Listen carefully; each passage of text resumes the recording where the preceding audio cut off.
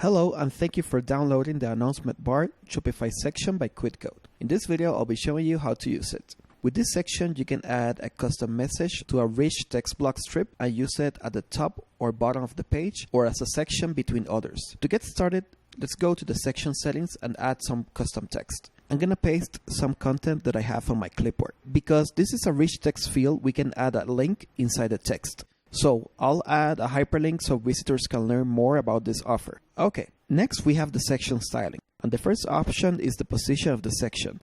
From here, you can select it to be at the top of the page or at the bottom like this, or you can also use it between other sections. On this example, I'm going to use it at the top, so I'm going to leave it like that. We added an optional custom C-index field to help you control any overlapping issues when using the section on top or bottom. If two elements are on the same position, like this section and the store's header, and the section is behind the header, you can adjust the C-index to fix it. Usually, in most Shopify themes, fixed header have a high C-index to always be on top of elements. Because of this, we already set a C-index of 100 for the section, but if that's not enough and you don't see the section on top of your header, you can try using an even higher number to ensure it will go on top of your header or footer. For example, if this is happening to you so the section is not visible and the header is still on top, you can add a very high number here like this. Okay, but on this case, the section already works fine, so I'm going to remove it because we don't need it. Then we have the content max width. And with this, we can control how wide the text will be.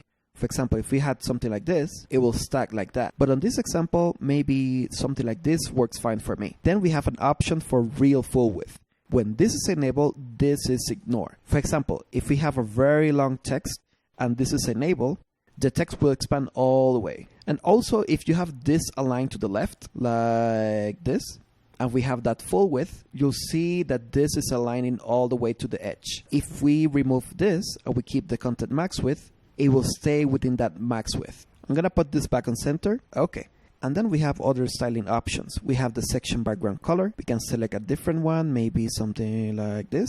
And then we have the section top and bottom margin. With this, you can control that top distance, or in case you're using it at the bottom, like this, you can control that bottom margin. This is also useful in case you're using the section between other two, like in here.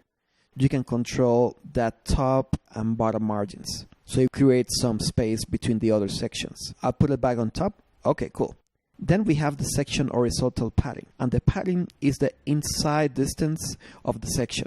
Okay, for example, if we go back to real full width and we have this on the left, this number right here, that 10 pixels, is this distance over here. Okay, so if we increment this, we'll see a bigger space in here. But on this example, maybe I don't need more than 10, so I'm gonna leave it like this.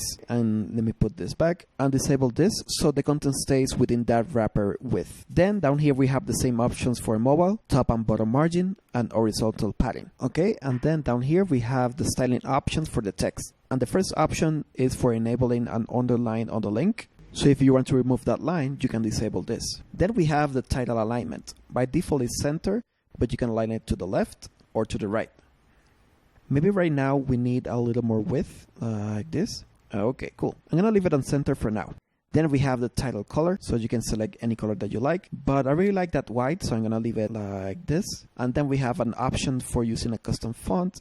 We can select a font from the list, so maybe something like that looks fine. And also we added a field for a custom family name. This is in case you're loading a custom font on your store. Let's say you're loading a Helvetica. You can add that custom name like that. And then we have the font weight. You can make it bolder if you like. But maybe for this example, I'm gonna remove this. I'm gonna leave it like this because I really like that font. Then we have here the top and bottom margin of the title.